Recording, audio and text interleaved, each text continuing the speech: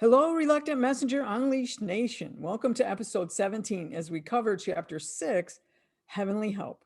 I'm your host, Donna Rebadow, and with me is author Candice Sanderson. Welcome back, everyone. Thanks for joining us today. So open your books. Let's go to chapter 6, page 101.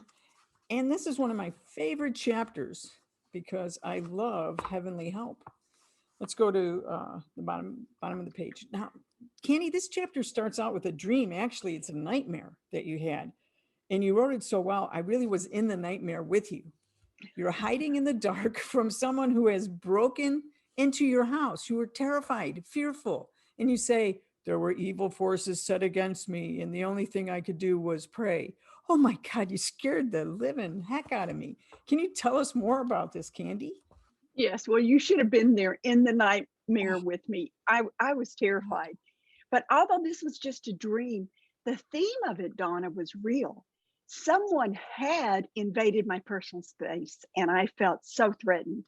But I thought it was interesting the way the dream ended, saying that, first of all, there were evil forces set against me. And second, that the only thing I could do to help was pray. Now, this dream occurred in late March 2014. So this was only 7 months after my spontaneous opening. You know, Donna, as a psychologist, I have always been a problem solver. Back then, you know, when any situation would come up, I would use my logic and I would analyze the situation. Then I would develop strategies. So prayers didn't really enter into that formula. So that surprised me in the dream. And then evil forces. I mean, it sounded like something out of a sci-fi movie. I'm not naive enough to say that there is not evil in this world, but it didn't really exist in my life. So using prayer to solve a problem with evil forces, those two aspects of the dream felt so odd. And I knew that they really didn't come from me. But when you look at the nightmare, it really reflected what was going on. Just a few days before, I had been at a midnight meditation, and someone had literally invaded my space. They had trespassed into my existence by invading my dreams and attacking me psychically. Now, I know a lot of people have experienced this, but I'm guessing that a lot of people don't realize or don't really recognize it for what it truly is. I didn't, but that was before my opening with the flower message and the experience with the royal poinciana tree. But I'm going to share with you on the next page, page 102, on the next to the last paragraph. It says, my journey to the unknown had changed me. With each message, I grew more sensitive as I learned to use my non-physical senses to help expand my awareness. I had become more empathetic and understanding. My increased sensitivity to the surrounding subtle energies allowed me to experience the extraordinary while still living in an ordinary world. But this sensitivity had its downside. I had become vulnerable to negative energy. You know, Kenny, that's really important. I can't understand how you became more empathetic and understanding. You're very empathetic and understanding. But people listening to this have to realize this is 2021. This is back then when she first opened up. She didn't know that. I remember reading this section and thinking, yeah, okay, well, that makes sense. I hadn't thought about it that way before, but your openness made you susceptible to all these energies, including the negative energy. Right. That's it's crazy, but people have to know that. On the top of page 103. Okay, you did your research again. Yes. I love that. In your comments on top of page 103, your research showed there are many common signs and symptoms for energy attacks, and people need to know this. They need to highlight 103 and go to that and highlight that. Like feeling fatigue for no reason, unexplained stabbing pains, sometimes strong emotional reactions. So take a look at those. Yes. And if you read on, it also says including sleep disturbances and nightmares. And Oh. I knew about those firsthand. But, this is what opened the doors for my angels and guides to intervene. And this is like the invitation. It all started in that dream. My angels were already with me. I didn't know it at the time. But this request invited them to let me know that they were here. They functioned outside of the dream state. So, just as a reminder, let me recap. I went to this midnight meditation, and someone in the group started stalking me. And over the next few days, I told him to, leave me alone. I blocked him from social media, blocked him on my phone. But then that's when he started really invading me psychically, including my dreams. And that's exactly why I had that nightmare. He was literally invading my space. In the first message, from what I soon learned to be were angels, at like midway down on page 103, they told me that they had protected me. And it was true. Like during this meditation, when his advances first started, I actually saw this cage that was made from brilliant neon blue-green light. There was strands of energy and they crisscrossed just like wire. But this energy matrix kept me safe from this man. And like so many other things with the messengers, I later learned to use it as a tool.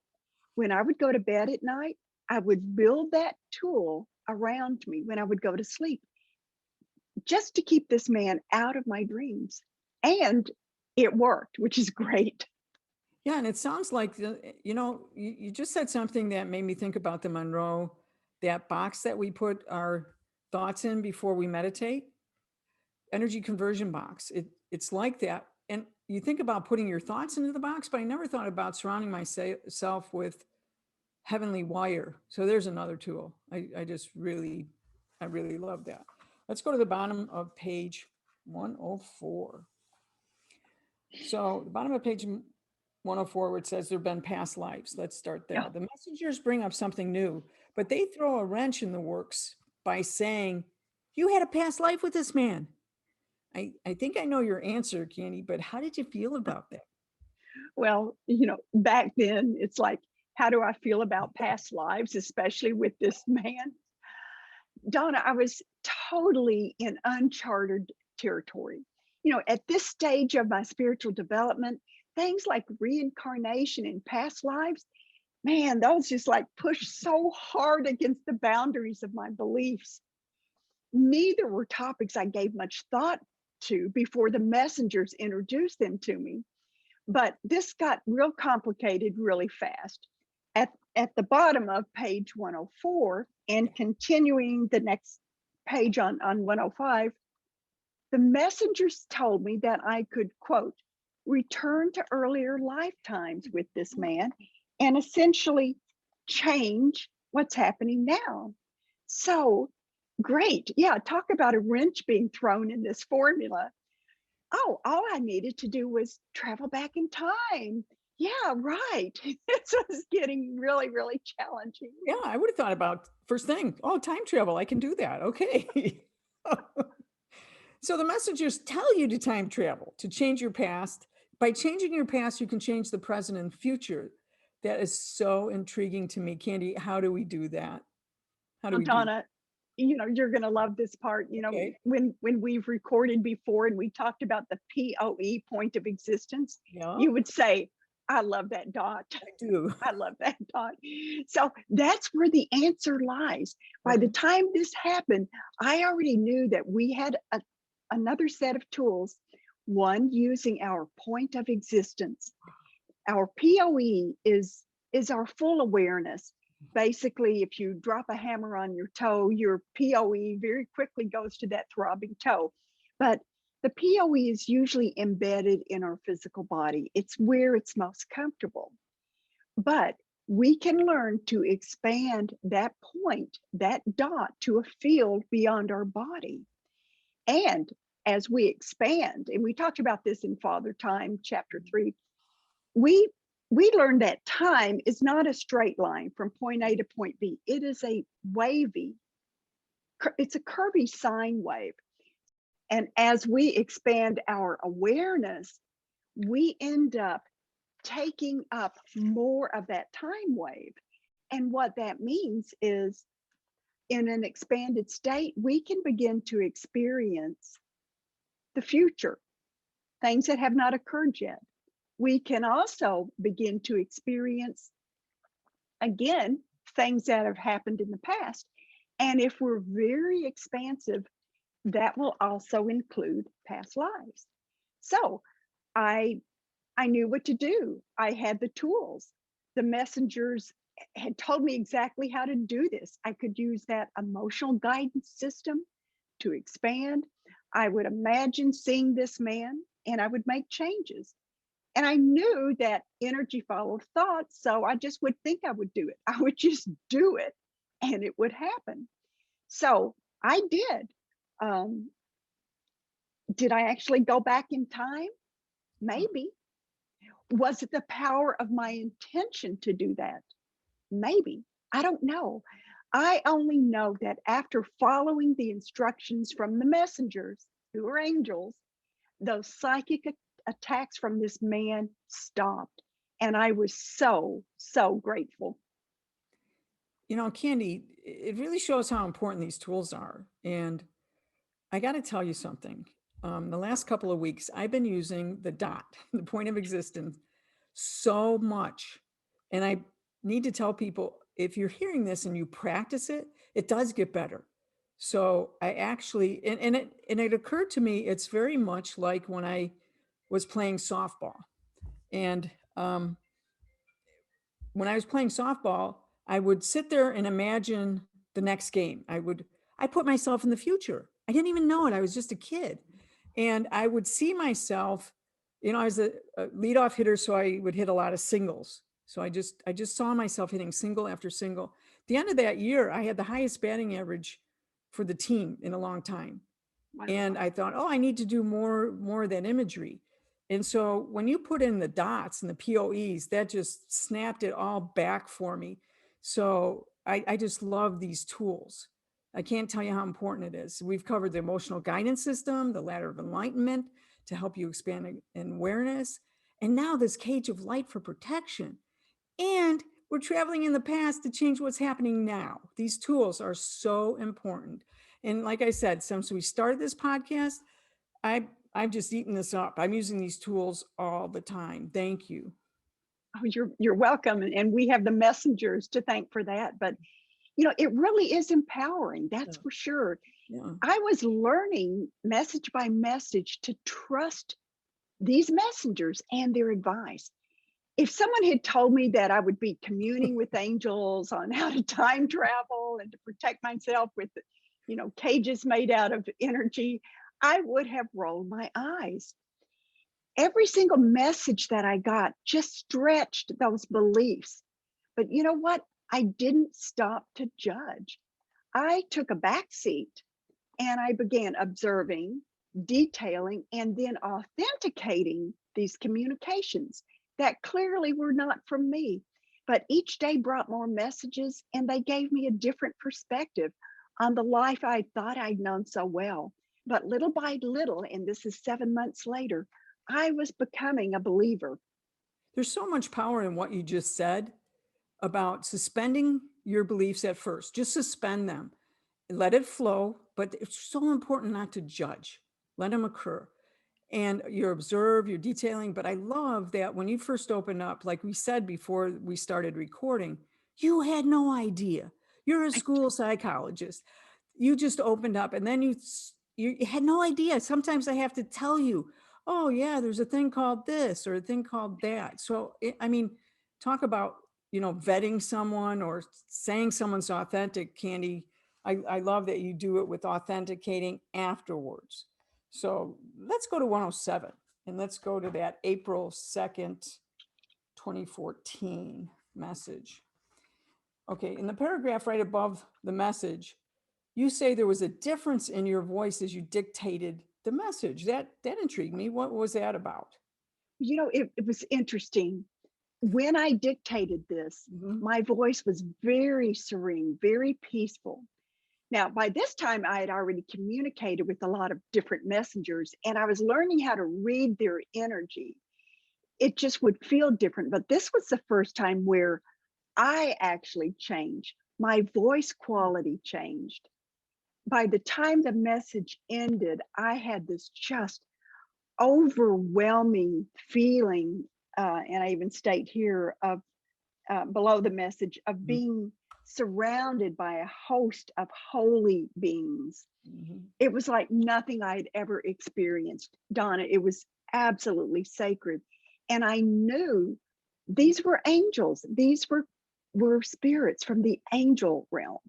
On the next page, page 108, and later again in the chapter, the angels demonstrated their presence.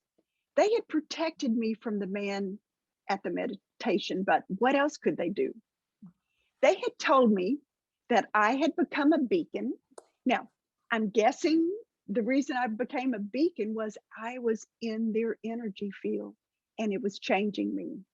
But that this new energy that I had would guide what they called was a new set of people toward me. And I thought, okay, let's just see what happens. So I just sat back and watched, and guess what? Something happened. I like this, Candy. They told you to sit back and observe. And that's what you are. This must have felt quite comfortable for you. Because as a psychologist, you were the ultimate at being an impartial observer. That's why they picked you. You must have felt right at home. And I did feel at home, it was great.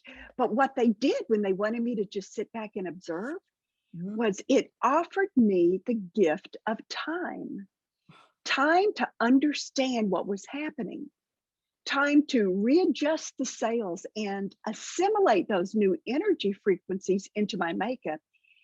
Every time I have some sort of communication with another non-physical energy source, I become part of their energy field. They become part of mine. And I change. When I come back, to 3D reality, I'm a little different. And Mhm. these were very, very powerful beings. Mhm. So I needed the time not only to process what was going on, but to assimilate that energy. So I did what they suggested. I sat back and I watched, and it was remarkable. There were people that stopped by my office just to say hi and talk. Now, Donna, this was so new for me. I'm the type of person that gets to work very, very early. I've always felt that if you get to work on time, you're late. I like to get there long before anyone else does. I organize my day. I am so time efficient. I have every minute just marked out. So I can accomplish more than what other people do. It's like I'm just driven that way. Mhm. So I'm very task oriented. For people to stop by and just chat, that just didn't happen. One example they gave me, I drove to the administrative center and I pulled in the parking lot the same time one of the principals I used to work with did. Now, I had worked with her for years and we had a good working relationship, but Oh, how many words had we ever said on a personal level? Zero. She knew nothing about my personal life. I knew nothing about her. So imagine my surprise when oh she my gets gosh. out of the car, not only walks toward me to say hello, but she gives me a hug and she just starts talking with all this personal stuff. Now she'd never done any of that in all the years I've been in that same building. But then let me tell you about Juliet. Juliet is a physical therapist and she stopped by for the first time ever. She knocked on my door frame. I said, "Come on in." She comes right up to me and gives me a quick kiss on the top of my head. And I'm thinking, whoa, what is this? I mean, it was really, really sweet, but really, really unexpected. But it's all of these little things and some not so little that I started to notice. A coincidence is when something coincides with your true purpose. You notice things that are just lining up. It's a little nod or a wink from your angels acknowledging they're around. So let me share with you a coincidence, a story having to do with Juliet. In November 2019, a woman named Christine contacted me. She had just started reading my book when she learned that we both lived here in Naples, Florida. So she invited me to a luncheon at her country club along with four of her friends. I mean, it was so kind. When I arrived, Christine had bought books for all of her friends. I autographed them all. It was just so, so sweet. But a few days later, Christine texted me to tell me an interesting story.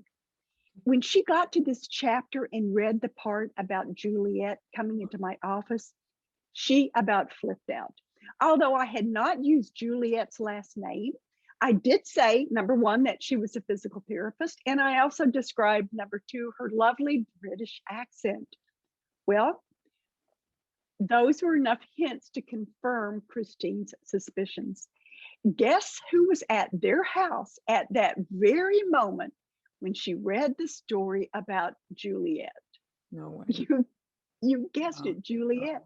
No way. So Christine went into the room where Juliet was there giving therapy, physical therapy to Christine's husband who had just had surgery. She read the section out loud to Juliet, and they just had this laugh. Here she was reading about Juliet, and Juliet was in her house. It was an amazing coincidence. But you know what, Donna? These things happen all the time. How many times have you been at the right place at the right time? It's a beautiful reminder of the magic that's in the universe. I was in the energy of angels, and these, like other messengers before them, they changed me. This whole new world had opened me from the previous year when I was a different person. There is so much mystery and love and protection. I wanted more. But let me share you another little coincidence that happened. I was at Monroe Institute. We mentioned them earlier. Yep. I was at a program, and I was sitting at a table, where they have their lunchroom. Everyone just sits together. You serve yourself through a buffet, and you sit and meet some really cool friends. The lady next to me asked the man who was sitting across from me, she said, "Oh, what are you reading?" And he pulls out a book, and guess what? No He's way. reading my book. And I said, "That's my book." Now, what's so interesting is I had a dream, which I had documented a few weeks before. And in the dream, I dreamed that I was in an airport, which meant I was traveling. And I saw a man in the dream reading my book.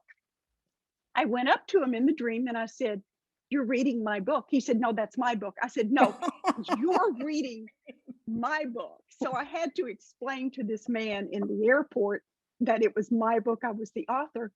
Well, lo and behold, that actually happened at Monroe Institute. But it's those coincidences, those little nods that say, pay attention to your dreams, pay attention to these things that are lining up in perfect order because they mean something. They really do. And Candy, these stories are really a good point for people to see.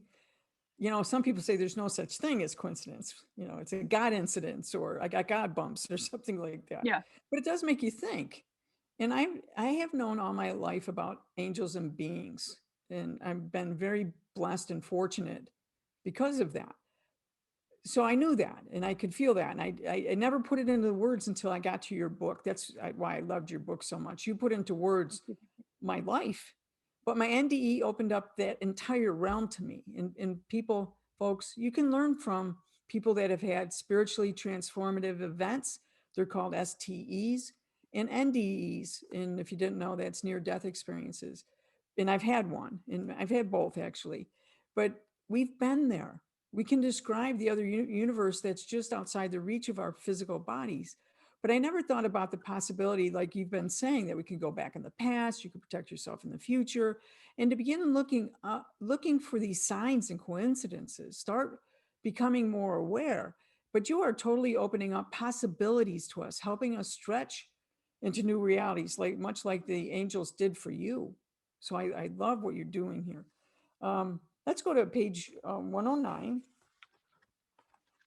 So when you go through this section, 109, there's messages on 110, 111, all the way over to 112.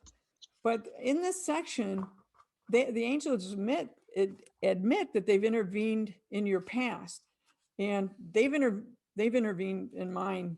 And we've told some of those stories in the past episodes.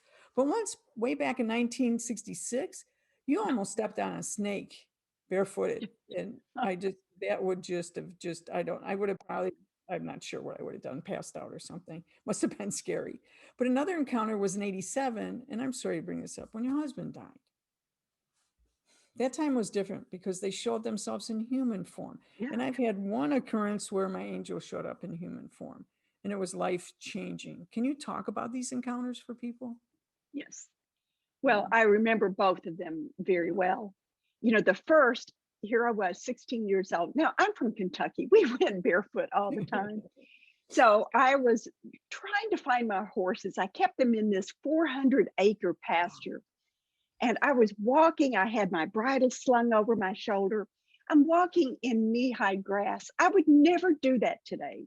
So I'm walking barefoot. As I am actually stepping down, Donna, something makes me look, and I am this far from a coiled snake. Now, was it poisonous? I have no idea. But if you're going to die of fright, it doesn't matter whether the snake was poisonous or not. Oh, but I flew up and away, and I remember telling people it was as if someone grabbed me by my shoulders and pulled me back. I even remember saying, if there's a such thing as guardian angels, they were watching over me. Do you remember when I talked to you about my car incident in the bus when I was? Yes. They had to do the same thing. Share that with us. Oh, I did. I shared that. Yeah, I know, but again.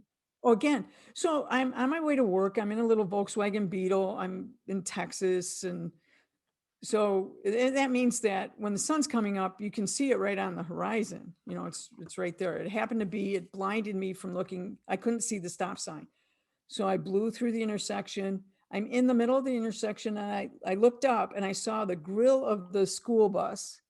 I mean, it was right there. I mean, a Beetle's not that wide, you know. And right. I looked up and I go, oh, I'm going to get creamed. So I closed my eyes, held onto the steering wheel, and I was waiting for the crash. I was waiting, you know, to die. Next thing I know, I'm coming to, I'm looking up, my hands are still on the steering wheel, and I'm on the other side of the street, parked on the side. So you know, you talked about they picked you up. They had I don't know what they did with me in that car. If I don't know what they did. They did something in time, or they picked me up and moved me over. You know what they did? What happened to you is what happened with me. You know, here's that timeline. Yeah. And we just expand like this. And when our POE goes huge, then we have more of that timeline in which things can be changed. And our angels and guides live in that non-physical world. And so it's much easier for them to come in and connect with us there than when we're the little dot, you know, going from point A to point B. So you're already out there because you're expansive. And it was easy for them to pick me up by the shoulders and take me away. And it was easier for them to pick your car up and put it safely on the side. And it was your angels. But we can explain how it happened when you really think about the POE and time.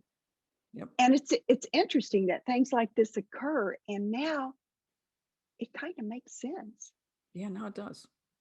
Not only can they do that, but they do show up, and a lot of people probably have stories about the time that there was an angel. And as I told you, my angel showed up for me with a book that changed my life. How did the angels show up for you?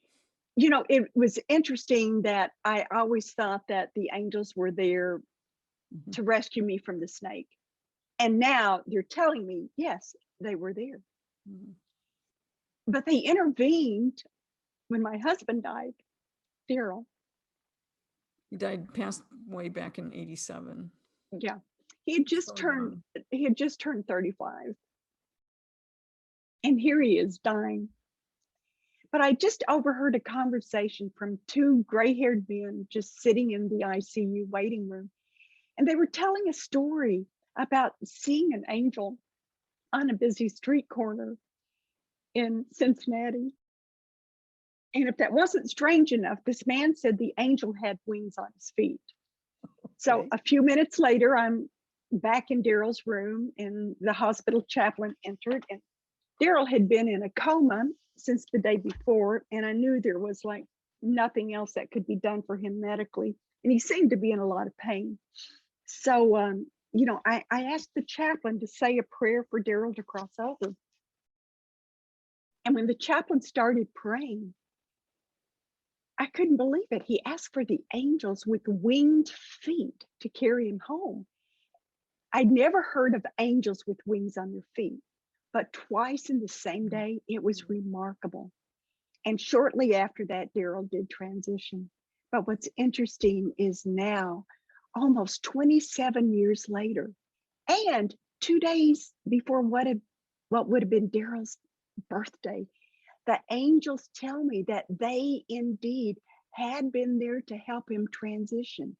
They were those two men Oh, that man. I overheard talking in the ICU waiting room. They were the angels who had manifested in human form. You know what'd be remarkable is my grandfather had a story, and he was on a street in Ohio, but I don't remember the city. And he said that his father was close to death back in Lockport, New York. And he was upset that he had to be in Ohio. He wanted to get back to say goodbye to his father. And around the corner came his dad. And he just stood there in shock. And his father said, I just wanted to be able to say goodbye. And he turned around and he went back around the corner. And on streetlights in city, I'm on streetlight lampposts in cities, they have the Yeah. clocks. My grandfather looked up at the clock.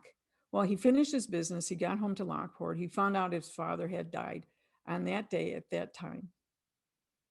So angels do take care of us. So what would be remarkable to me is if they were telling the story about my grandfather in Cincinnati, Ohio. Well, What about that? well, What if your angels in the waiting room were the angels that helped my grandfather see his father? well, and Yeah, they very well may have been. yeah.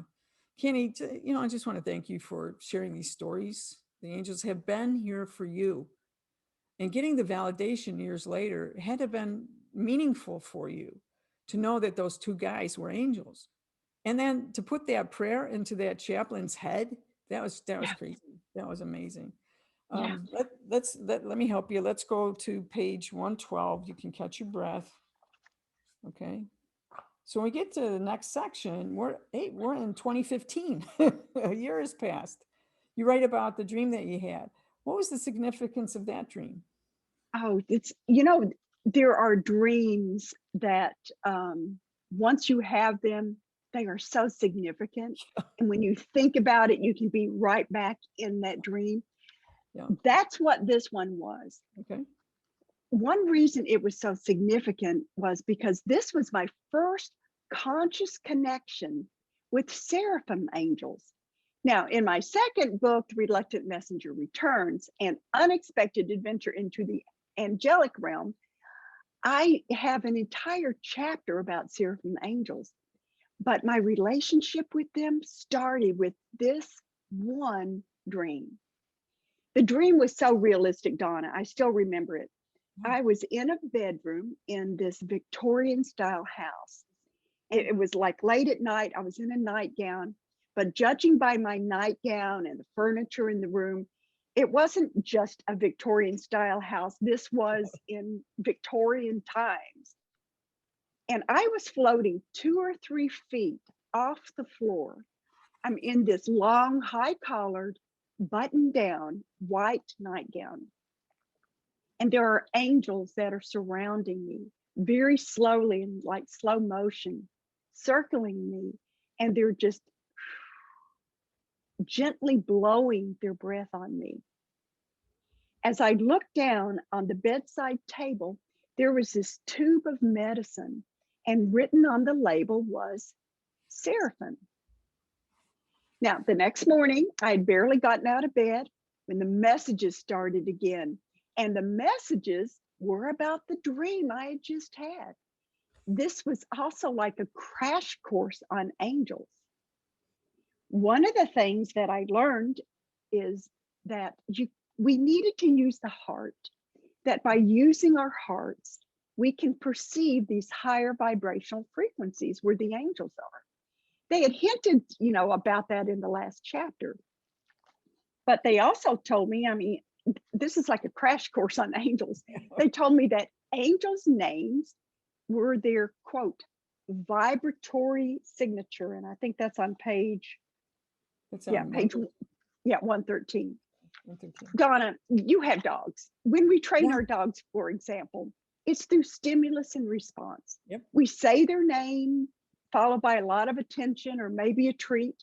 And soon, the dog learns that their name is followed by something good, so they pay attention every time their name is called. So in other words, we've trained them to respond to their names. But with angels, it's different. There is an immediate connection to them because their names represent a vibrational match to their energy frequency. And it all stems from the heart. That's where it all begins. But there's no learning. It's just boom, you're there, you're connected to them. Yeah, this whole section, it really is a foreshadowing of your second book. I don't know if you knew that at the time. You were learning a lot from the angels. Yeah, but this part of the book fascinated me. It seems like your training as a psychologist, a scientist kicked in this next part. It was time to do some research now on these experiences. What did you find? Well, I mean, that's so true. I'm still a scientist at heart. And, every time I would have one of those magical search engine hits and those coincidental connections, they were rewarding and validating, but I wanted to know more. So I was able to validate several things from the dream. But the most significant hit I got was, oh my gosh, learning that the seraphim have 6 wings, 2 at their head, 2 on their back, and guess what? A set of wings on their feet. I'm thinking, what? Yeah. Wings on their feet? I had never heard of angels with wings on their feet until 27 years before, when Daryl had passed away. So I had to wonder, was it the seraphim? Had they been the ones who escorted Daryl to the other side? And I think it was Candy, I think it was on our YouTube interview, or maybe just in talking, that I started telling you about Thomas Aquinas, and he gave us the 9 choirs of angels, and I started telling you how close the seraphim are to the top. So that's interesting that I knew about this information and you didn't. So when we started talking, you go, oh my gosh, I think I said what their color purple because they're next to the royalty. And this is so fascinating. You're collecting this evidence supporting your experiences. Well, that's priceless. And it's just like what I'm learning with Suzanne Giesman and evidential mediumship. And we've talked about that in the first few episodes. It's not just receiving. It's not just receiving the message. Anybody could say, I could say to you, yes, I'm getting Daryl. Yes, he loves you. Yes. It's the evidence. It's me saying, Daryl is here and he's showing me a watch, and the watch has a black band and a gold ring and blah, blah, blah. And it happens to be, out of all the types of watches in the world, it's the one that his dad gave Daryl or something like that. It's evidence. It's the evidence that confirms the truth. And you were finding in your book, you're finding these message by message that there's evidence, but you didn't look until afterwards. So as you must have been building up some confidence knowing that there's data. So what did the evidence do for you in terms of confidence or what you were finding? Well, it made me a believer. I mean, I got to the point where if I was taking a class on a certain topic and messages started coming in, I wouldn't research that. I would wait until the entire class was over, 6 weeks later or whatever, because I didn't want to research something that might taint any kind of future messages. Might get something and it would validate, and I would say, oh, I must have just made that up because I just read about it. So I was so careful to be objective, but finding these pearls of wisdom that supported the message after the message had occurred made it so much easier to trust what I'd gotten. But these messages, one by one, changed me. And little by little, they were just chiseling away at my belief systems. And I expanded. And I realized I was open to perceive so much more truth than I had before. It's because I didn't judge. I just opened and allowed it to flow. And when I read your book, that's really what struck me. That's I think the most important thing for me is who you are as a psychologist, but you waited till afterwards. In talking to you, you still didn't even know some of the stuff. I still And don't. I'd say, so I became your Google at times, you know. You did. You did. So the angels continued these lessons. Let's go to page, let's go back, let's go to 114, middle of 114. Let's go there. And that's that May 28th, 2015 again. Let me read you that sentence. There are many types, okay, so there are many types of beings within our realm. So not just angels. The realm humans refer to as the angelic realm. So what does that mean? Well, good question, Donna. I go into this in much more depth Okay. in the second book, The Reluctant Messenger Returns. But the angels said that we have these preconceived notions about them. Mm-hmm. For example, some see angels with wings, Mm-hmm. some see angels with wings on their feet, Yeah. others don't. Yeah. So here's a question. Do they have wings? Well, the answer, maybe, maybe not. These are beings that vibrate at very high rates. And for those people who can sense energy, they will often describe these frequencies as wings. Okay. The easiest thing I can think of to describe this or to compare this to is if you look at a hummingbird, their wings vibrate so quickly that all you see is this blur. Yeah. It's the blur because their wings are vibrating so fast, and it's true on hummingbirds or helicopters, or we don't see the rotors on airplanes either. Yeah. Right. So with them vibrating so high, it's easy to perceive of it as wings. What really defines them, though, is that energy of love, that energy of compassion that you feel when they're with you. Absolutely. Now, one thing that was, I thought, fascinating on page 115 and 116, Okay. they talk about their realm, the angelic realm, being part of the sun's new set of rays. That we learned about in the last chapter, the 7 rays. Yeah. Yes, but I'm guessing maybe that's why more people are seeing them these days. I remember when my husband died, and I researched later information about, angels with wings on their feet, and I really couldn't find anything about it. And angels weren't really, quote, popular way back in 1987, but I've really kind of kept my eye on them.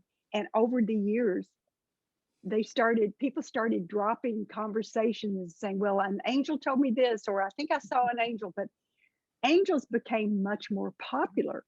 But what I'm finding now is they're part of these new rays of the sun, which I guess it makes sense because they're all energy. But angels have a different hierarchy, and their hierarchies are based on skill sets. And I thought, you know what? That's logical. That makes sense. We have angels for healing, angels for protection, and so on. They also have names that end in EL, like Michael, Raphael, Gabriel, and the EL means that there are messengers. Their names also function as their names also mean what they do. So it's not like Candy, you were named because Candy means this, or Donna means a function, something that I do. But the angels, That's how they're named. So they're named by their hierarchy, and they also have names on what they do. Wow, I had no idea. That's so cool. It's very cool. Yeah. One thing I learned is that angels don't interfere with our lives. No. We are here to learn lessons, but our angels and guides don't usually intervene without an invitation. Now, somewhere in this chapter, maybe it's in the next book, I talk about that not really being a hard fast rule, that sometimes they do intervene Yeah. without Yeah. us asking, but generally we're here to learn. They have a very subtle energy, and they say that they respond to similar energy, and it's that heart energy. So imagine if you're in a group, because group energy is more powerful than single energy, and people are praying or meditating, Mhm. this is a very powerful way to connect with them. But so is setting up an intention before bedtime. When you set an intention, you end up kind of scheduling an energy field that's going to welcome the angels to connect with you in the dream state. So that might be a really good place to start. But the important thing to remember is to always use your heart when you're connecting with your angels and guides.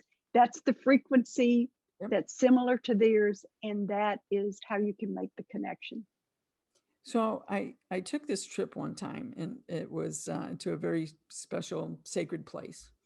And I had promised that I would say prayers for a certain group of people.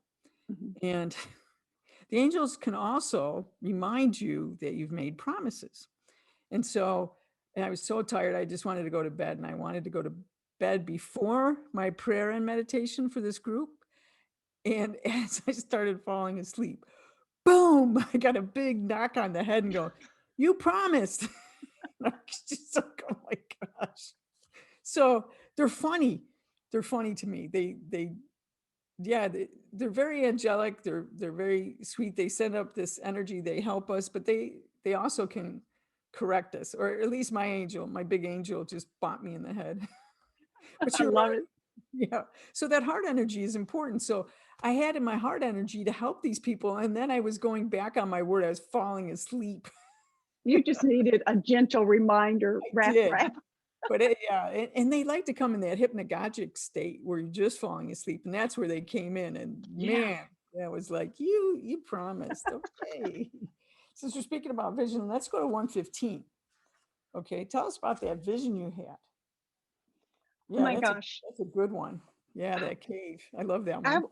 I was in the center of this huge cave. It was pitch black, cool and damp. Yeah. And then I saw like Yeah. a single match light up. And even though it was just a single matchstick, it lit the entire cave. And then my vision zoomed back, and now the cave's like 10 times its original size. But I realized I could still see that tiny light from the matchstick. It was still enough to light the cave. Well, the angels compared this vision to our connections to them. I'm reading the last full paragraph on page 115. Okay. When there is darkness, the light of a single match is bright enough to be seen for miles. It is a call for attention. Our prayers or requests for help are our angelic beacons. Though small, our lights have enough luminous intensity to reach the angel's realm.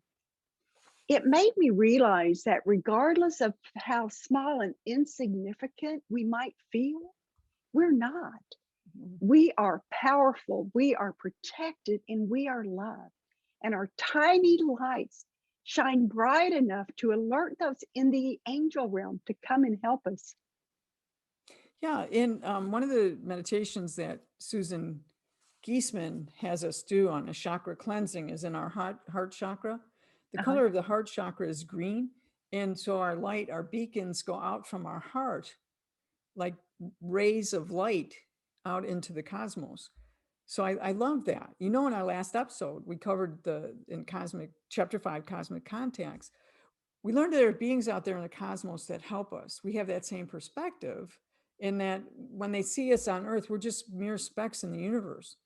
But we also learned, even if we're little specks, even if you take your POE and go up to who knows where, and we'll look back and look like mere specks, but we're significant. So no matter how small we feel, we also play a major role in the universe. Like you saw, I made a promise.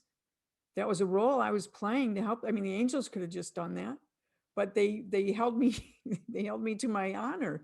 You know that, hey, you said you would do this, and that's your role. So we're important aspects of this huge machine of consciousness, and it really feels good to hear the same message from all these angels. It does, doesn't Yeah, it? yeah. You know, we are connected to this beautiful realm filled with angels and guides, and they are here for us. Mhm. We are an aspect of that machine called consciousness. Now, if you think you're not important, take Oh, any kind of machine yeah. and just remove a few nuts and bolts and see what will happen. So, although we may feel like we're not significant, Yeah. we are part of that machine of consciousness. As this chapter ends, Donna, it's mid June 2015. Yeah. I'd been channeling for almost 2 years now. Oh, And each group of messengers that came taught me something. But you know what? These angels had such a profound impact on my life. But this last message was accompanied by a vision, and we're on page 117, that I now recognize as the angel signature, at least for me. We talk about on page 17 the subtle and gentle energy from the angels. And it describes the feelings that when they enter a sacred place, whether it's a church, a synagogue, a mosque, or someplace in nature. But let me read this okay. passage. And it's from a June 18th, Mhm. 2015 message, page 117. Yeah. As loved ones enter this most sacred and beloved space, we begin to gather together and we surround each beloved one.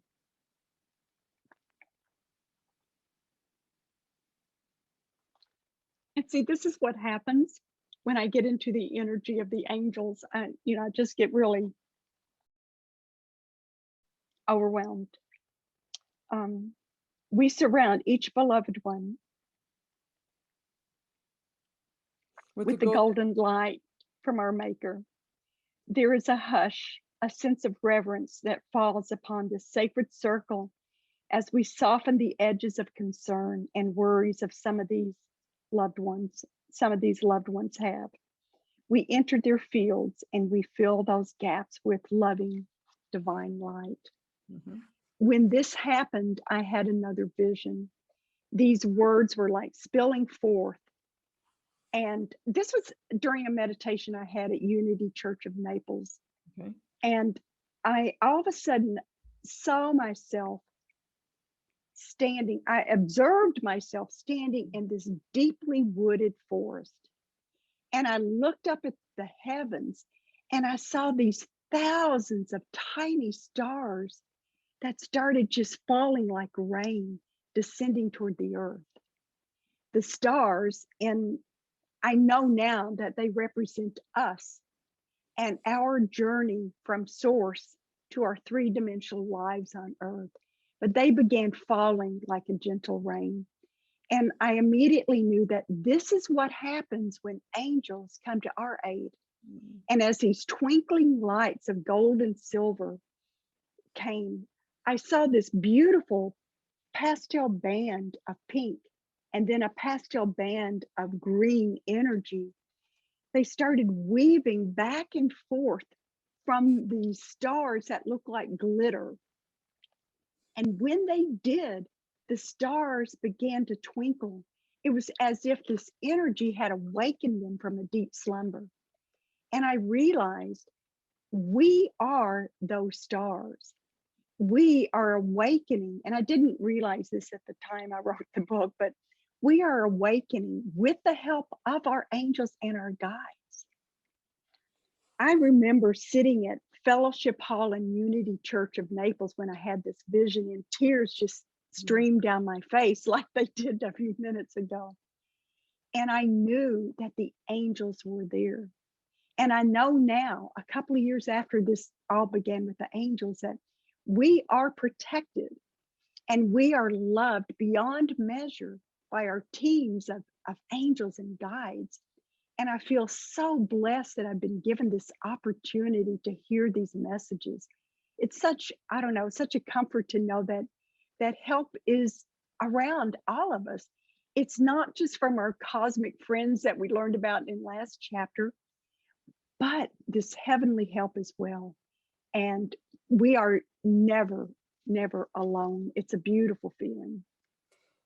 You know, Candy, it's when I think back about when you wrote the book and when this happened to you, 2013, and it's 2021, and that I got a message from an angel while we were doing our YouTube interview to start this YouTube channel and go through the book chapter by chapter. I had no idea how it was going to change me and you. So even though you're the messenger, how many times during these YouTubes have you said, by being able to go back, what you're learning by going back, it's almost like you're going through the book for the first time too. Yes. So, oh man, thanks for letting us come along on your spiritual journey. I want to thank all of our listeners for joining us as we unleash the stories behind the reluctant messenger. And your homework, okay, we're going to go to, it's going to start on page 120, chapter 7, Stampede. I can't wait. So thanks for joining us. It's a long one. Chapter 7 is a long one, but it's one of the, it is one of the most fascinating stories in the book. So please do not forget your homework. Don't forget your homework. But I want to thank everyone for joining us. And Donna, I want to thank you so much for being such a wonderful host to do this for us. But everyone, read the next chapter. It's probably my favorite chapter. Absolutely love Stampede. And remember to like us, subscribe, leave comments, share our channel on all your social media. And remember, be kind to one another. So until next time. Well, next time. Bye.